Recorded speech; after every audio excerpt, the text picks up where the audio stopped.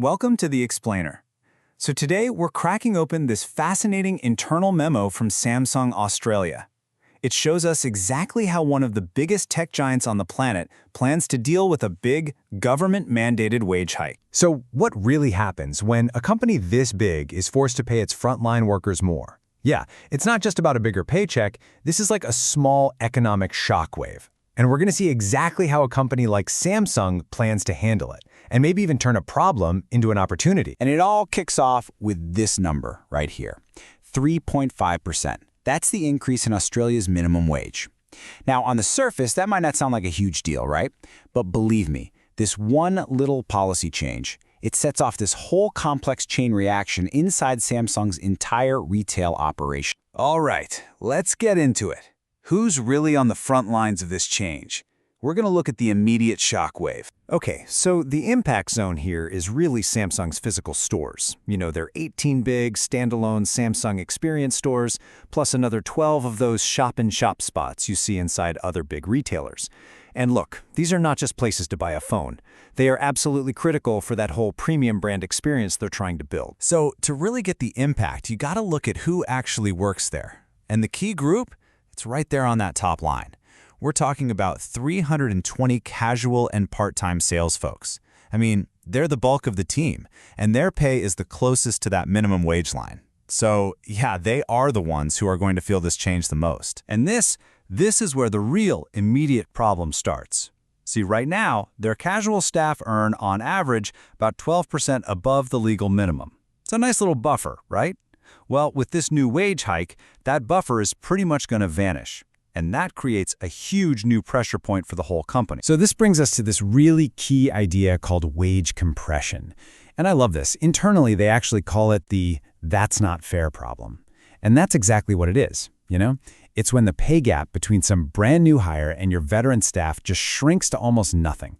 This is way more than just numbers on a spreadsheet. It's a huge cultural risk. It can totally demotivate your most valuable employees. Okay, so let's unpack the ripple effects, because this goes way beyond just payroll. It's going to touch everything from who they hire to the prices you see on the shelf. This gets us to a really core economic idea. In the short term, say the next year or two, their need for workers is what economists call inelastic. Basically, they can't just fire a bunch of people tomorrow without it really hurting the business. But, and this is the key part, in the long run, things become much more elastic. This gives them a really powerful reason to start looking hard at other options, you know, like automation. So you're probably thinking, why don't they just raise the prices and pass the cost on to us? Well, the memo shows it's not quite that simple. They've got a real pricing dilemma. Sure, for the premium stuff, their fancy TVs and top-end phones, they can probably sneak in a modest price hike.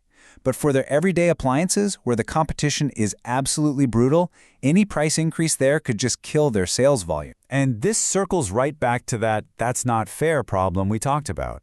There's this economic theory. It basically says that how employees feel about their treatment has a direct, real-world impact on how well they work. So keeping your veteran staff happy and motivated, that's just as important as balancing the books. If they start to feel like their experience and loyalty don't count for anything, you can bet productivity is going to take a hit. So, faced with all this, how does a giant like Samsung react? Well, they don't just sit back and take it.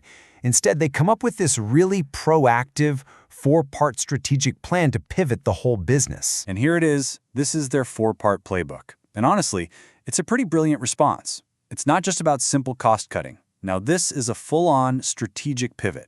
First, track absolutely everything with data. Second, pour money into new tech. Third, completely tear up the old pay structure and design a new one. And fourth, upskill their people. Turn them into something new. So, to fix that wage compression headache, they're not just changing how much people get paid, but how they get paid.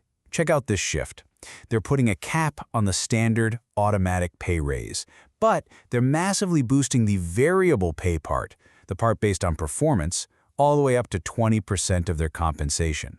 It's a huge move away from just rewarding you for sticking around and toward rewarding you for what you actually do and the new skills you learn. Now, this part of the plan is, I think, just fascinating.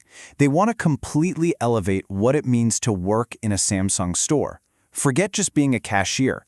The goal is to transition about a third of their minimum wage staff into these new, highly trained specialist roles, like smart home and AI appliance consultants.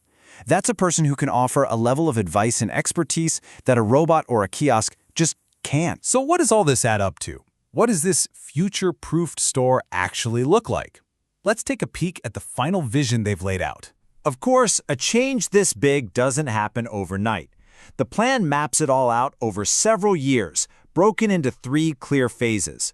Phase 1 for 2025 is all about getting the data flowing and tweaking prices on the premium stuff. Then, in the medium term, 2026, they'll roll out the tech, the kiosks, the AR zones. And finally, in the long term, they'll certify all those new consultants and make the new pay system the standard way of doing things. Now, a transformation on this scale, it's not cheap. The plan calls for a pretty hefty upfront investment, 1.8 million Australian dollars, and that's all going into the new tech and, just as importantly, the massive training program needed to make all this work. But here's the kicker. This is the big payoff. The whole strategy isn't just designed to cover the new cost from the wage hike. No, it's actually projected to increase their profit margin by almost a full percentage point. They're literally planning to turn what looks like a threat into a profitable business opportunity. That's a bold move. So this memo is just an incredible peek behind the curtain of high-level corporate strategy. It shows how something from the outside, like a minimum wage hike, can be the very thing that lights a fire under a company, forcing it to evolve faster. And it really leaves you with a big question, doesn't it? Is this what we're going to see across all of retail? A future with maybe fewer cashiers, but more expert human advisors who are actually more skilled and maybe even better paid?